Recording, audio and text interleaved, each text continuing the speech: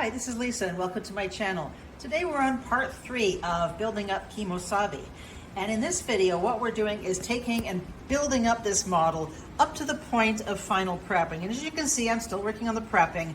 But what I'm going to do is get you to this point. So I've done quite a bit of work on her. And I know she's not perfect, but I'm happy with her. Let's get started. In this next stage, you're going to be mixing up a lot less epoxy sculpt when you're working here. Because when you're doing detail work, you don't want to do an area here and then work on something else and end up accidentally touching it, which is very easy to do. So really, you need to get it to a point it's set and then work on the next area. Another thing when working with the epoxy sculpt, it's supposed to be workable for 2 or 3 hours. But I'd give it really half an hour to an hour. So you can do the main part and then come back and do more detailing later once it's set up a little bit. But again, it's a very different feel working with it. And for tools, you can use sculpting tools, you can use a paintbrush, you can use the edge of something rounded, or you can just use your fingers. So your step is to decide what part you're going to do first. Pick an area. And then you may want to study online, look at various real horses, look at parts on conformation, the structure of a horse. This takes practice. You're not going to be able to do it really easy the first time. And the more you know the horses and their conformation, the easier it'll become. But what you have to do is learn to see what is a muscle, how deep is a muscle, what is it, where is it going. I mean, the full use of it, you really don't need to understand that if it's too much, but you should at least understand that when that horse bends its neck, the muscle does that. However, when the horse's head is out straight forward, it's doing something completely different. So when you're looking at a reference, look for a reference of a horse in a similar position. And at this stage, you're going to find using sandpaper for certain areas, if you just need to quickly sand some off, as opposed to using the Dremel, is often much easier. You just want to get something slightly back into place. And you can also use carbide scrapers. And having an area like this that needs some extra fill is good to have, because when you're working on this area and you have some extra left behind, you can always just stick it in there and build up. So one of the things I'm looking at, when you look straight on, really this cheek is too small. I don't want to touch the face, so I have to determine what I'm going to leave as is and what I'm not. And the sculpting part of me says, work on it. And the part says that I need this done and ready to go by February says, leave it alone. And the fact that I've made some tack with this face as it is gives me the final answer of leave it alone. But it is probably going to drive me crazy, but as this is a performance model, I am going to leave that alone. So I'm going to add the little piece down there. And sometimes I just put it in chunks first to determine what needs to be done. Then this is going to come through here. That is going to be molded out, so I need a little bit more there. Now here is an example of some sculpting tools. These are soft, I think, silicone heads, or an old paintbrush. And make sure you wash this right after use. You're going to get it wet. Then you can use this, just like you use your fingers, to help smooth it out. Mostly I use fingers and a paintbrush. And concentrate on just one area at a time. So right now I'm just going to finish off the neck at the front on both sides, going back and forth, comparing it, adding and taking away some clay, and just concentrating on one part at a time. Don't think of anything else while you're working on that. Just work on getting that one shape correct and try to get it even on both sides.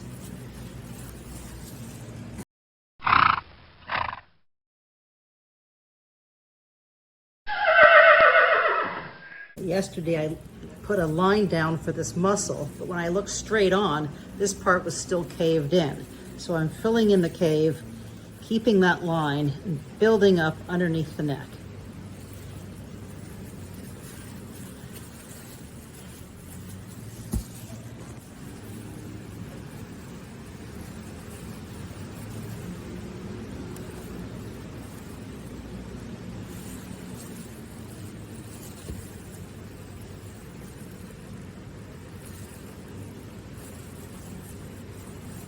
Now you can also feel your way through this if it's even.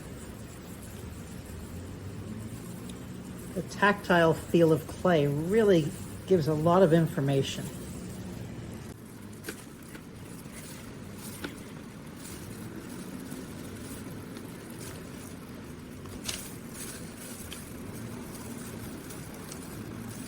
So when you're working around a side, check both sides.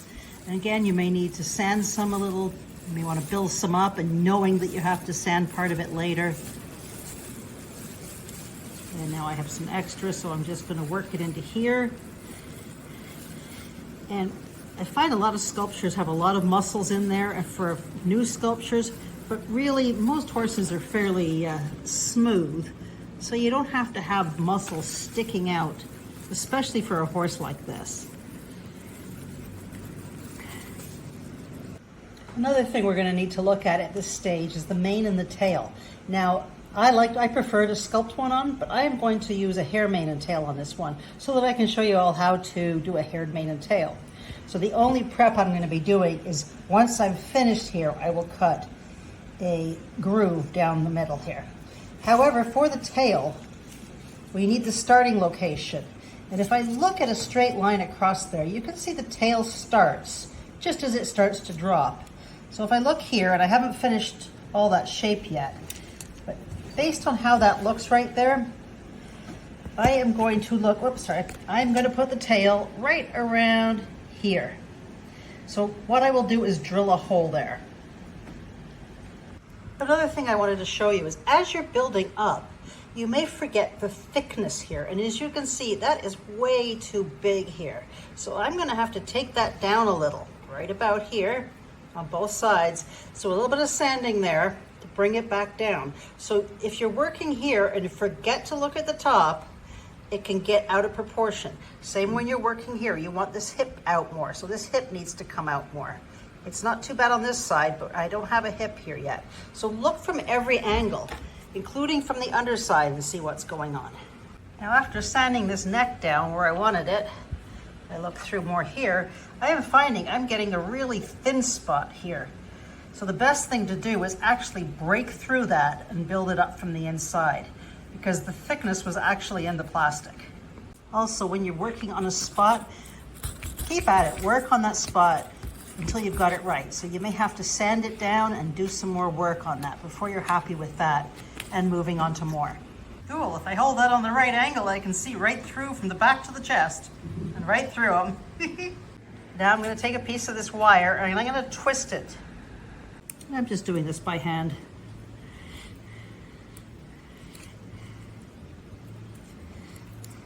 And I want to squeeze this just narrow enough so it goes through this hole. Now for a little extra stability, I'm just going to add a little bit of epoxy glue in there before putting the epoxy putty on.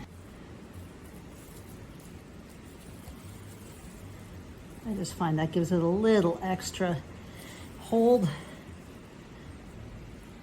Wipe off any extra on the outside, and then I'm going to mix up some epoxy putty. Then I'm going to measure the tailbone to be just under a head and cut that off. And then I'm going to shape it. Again, that very much depends on the type of horse. This being an Arabian, I want it up. With the epoxy putty, what I want to do is create something very much like a real horse's tailbone. Just something thin that wraps right around the wire and gets right in there. I'm going to push some of that clay right in the hole as well. So here is his tailbone on here. And that is going to be used either to sculpt on a tail or to glue on a tail. Or you can always add the tail back from another model or the same model. No? So today I'm going to work on most of the final sculpting, not the prepping, but the sculpting. And one of the things I don't like is the ears like this. So I am going to grind them off. Ouch.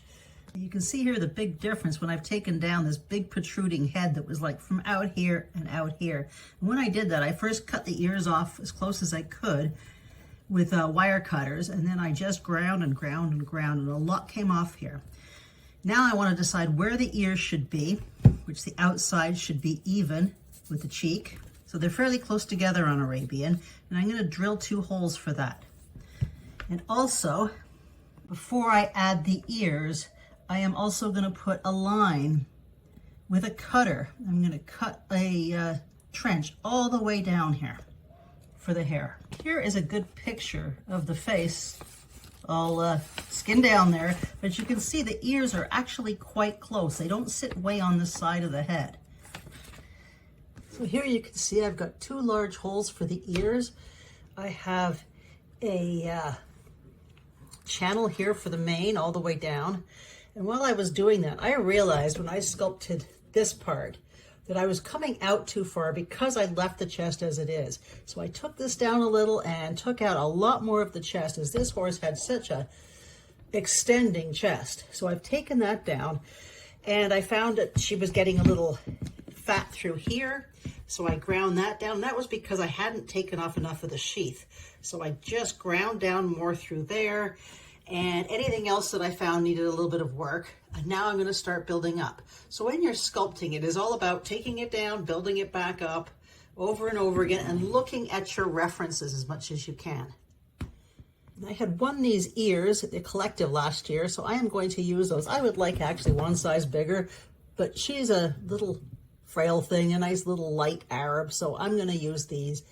And if I look at the length from there to the eye, it's not too bad. I'm still going to use those. If you can put them in there, you can rotate them around any way you want. I'll probably have one up and forward, the other one slightly back listening to her rider. For filling a hole like this, it really helps if you have a little piece of metal go in, and then you put some of that on top and push that in, and that'll help keep stuff in place.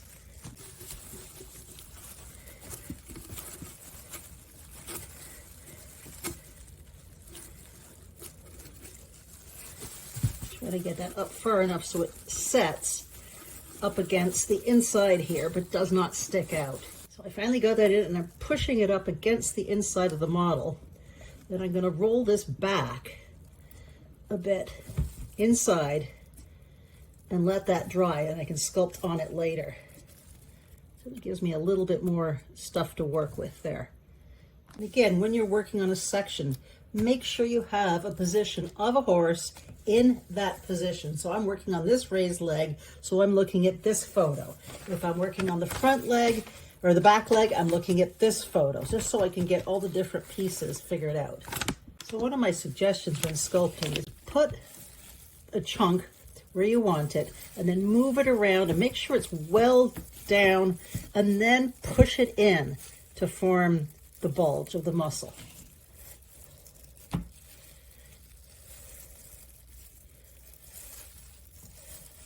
No fancy tools are required.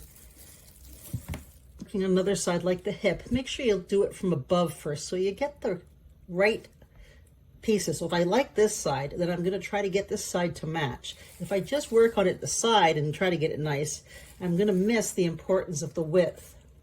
So once you've got to a certain point where you can no longer work without denting what you've already done, you're going to have to let it dry for a while.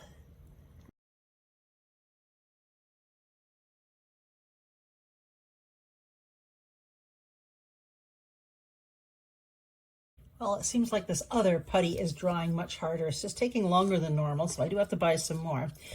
And I've sanded this. Now, I like to sand it with water running on it. I just find it works nicer. I get a nice smooth finish. And I still have some more sculpting to do. I have to add the ears. But first, now I'm going to get the feet. And I'm going to sand off these little pointy toes and determine how big I want these feet to be. So if you want to use shoes, I have these little metal shoes here. There's the size of a regular model horse hoof. I'm going to squeeze those in a little. I'm going to use that for the bottom shape of the hoof.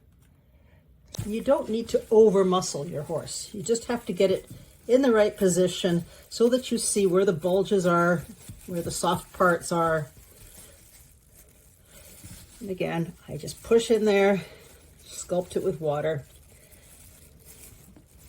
So when I'm doing the hooves, I like to put more on than I need, plus on the bottom, so I can get a nice flat surface, unless you're carving it. And then I take off, so that way I want to put it in. That way it sticks better. and then I can mold it into shape. Now sometimes, like this horse has no back foot, so I'm adding the hoof, and I'm going to sand it off later to get the better shape on a lot of these. I'm just making sure I have enough on so that I can sand them into shape. And also for doing little details like that, all you need is a simple little tool. I'm using the pointy stick of this thing. I just ran the stick through there and put some water on it. And I'm just going to do that. And now a little paintbrush will smooth that out. But nothing fancy is needed for stuff like that. I'll do something like this. Let me see if I can get this in so that you can see what I'm doing.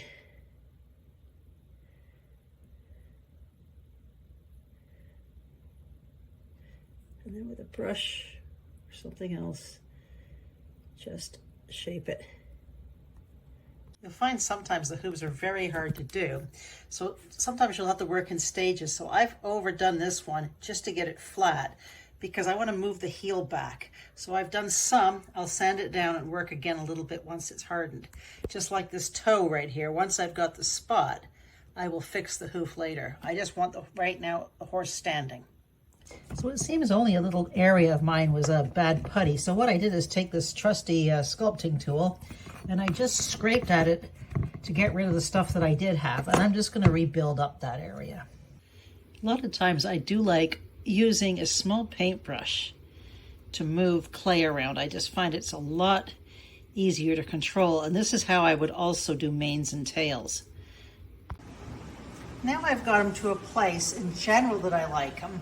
But there's still a lot to do. I need to finish off his feet, put them in better shape, finish sanding him, fill in any little dents or anything I have. And I'm gonna leave the ears till the very end. But right now what I'm gonna do is basically prep him, which is very rough prepping, and get him to the point where he's ready for primer. During this step, if your model does have ears, I would really highly recommend wrapping it very tightly with toilet paper and taping it up so that they don't chip. Because this is how you chip horses' ears. So at this stage, when I'm almost done the rough sculpting, I go into a prep mode. So I'm sanding with, I think it was 50, some coarse grain sandpaper, and I'm keeping it clean by dipping it in the water and then scrubbing. I'm drying it off with a cloth. And I'm looking for imperfections. So the next time I go and do some more clay, I'll fix up little parts that need to be done. And I go back and forth with this. And I've had a problem with the chest. I've had to remove it twice because of bad clay. But right now it's hard. This is working so far for me. And I will also be working on the hooves to get them in to the shape that I want them. So it'll be sanding, put a little clay on it, sanding some more. So I am prepping everything as well as finishing off the sculpture at this point. Once you get to a certain point, it's hard to tell, so you may want to put a primer on it. I'm going to prime everything except this area right now. And I would suggest not using white primer. However, I have some left over here, but I would recommend either a gray or a brown primer. Now you can see it looks way different once you have a coat of primer on it, and you can also see easier what needs to be sanded better or even filled. Get a better angle on there. And you can see places that need a little bit more prepping. I also gave him a little bit of a pooky lip because I didn't like what was there, and still no ears. I am going to get all of this done before I add the ears. So at this point, it's more of prepping, rough prepping, and there's a lot of videos on how to prep. So once I've added the paint, or the primer, I will then go and sand. And you can see how once you have the primer on there, it is much easier to see what needs to be sanded. And if you're going to do little details like adding chestnuts or veins, don't do that until you've finished all the sanding. And the first sanding or two will be done with a coarser grain. Then when I'm happy, I'll use a fine grain sandpaper over the whole thing. But once when you sand it, all the primer stays on, you know you're good. So this can be several steps, and make sure at the same time, here I removed the Breyer logo and any seams on the legs and anything that needs doing. You can see much better with the paint on. When I'm sanding, I'm wet sanding. I've got the water here. I'm keeping my sandpaper clean and wet, and I'm using a hard circular motion, pressing down quite hard to get right in there. Once you have it to a certain point, you can wash it fully and dry it. You may find more that needs sanding. You may have to fill some more, add some more putty or some filler, or even a little bit of white glue for a small hole. Then let everything dry and prime again. You may even want to consider putting a hole, air hole in this model. This replaces any air hole that Breyer may have put in it or whoever. It's normally in the mouth, just so that some air can get in there if you're traveling with it. It's always a good idea. And make sure you put it somewhere you can't see it. Now that's after I did the second primer. You can see how much better it is already. Still needs work, but it's really close now. It's getting there. And make sure you allow your primer to dry fully before doing anything else. If you have some tiny little holes, you can use a plastic putty or similar to fill those in. And if you want to put chestnuts on, I just roughed up where they would go. You can always check pictures for that. And I'm just going to put a little bit of epoxy and then prick it with a pin to give it that texture. For the ears, I'm just going to put a little bit of clay in there. And I have won some ears, so I'm going to stick them in on the clay, then move them around. Once you have them, check them from all sides with the horse standing and against a picture too to make sure you've got them realistic. Then you can sculpt those on. You can see these purchased ears make things so much easier. It's not that hard to sculpt ears, but it's easier to do that and then just put a little bit of clay around there and push that in, and all the sculpture is already done for you. This is where a wet paintbrush really comes in handy. So there are the ears right there, and once I got everything attached, I realized the face needed a little more work. So I just put a tiny little bit of effort around the nose and around the shape through here. Not too much, just enough to give her a little bit more shape into the face. So once that's dry, I will sand the parts that I've filled in and spray her again with more primer. In the final end of when you're doing your final finish, notice scratches like this. They are caused by thick sandpaper. So make sure at the end you only use fine-grained sandpaper and that the final paint is sanded lightly all over. So as you can see, I still have a little bit more prepping to do, and I'm going to keep adding paint and sanding it. And the final sand should be very fine sandpaper, and all the paint should still be on. But you should always do a final sanding on it. So join me in the next video as we do the next stage, and thanks for joining me. If you have any comments, let me know. And if you're interested in any special videos on sculpting any parts, leave those in the comments. Thanks so much, and check out these other videos.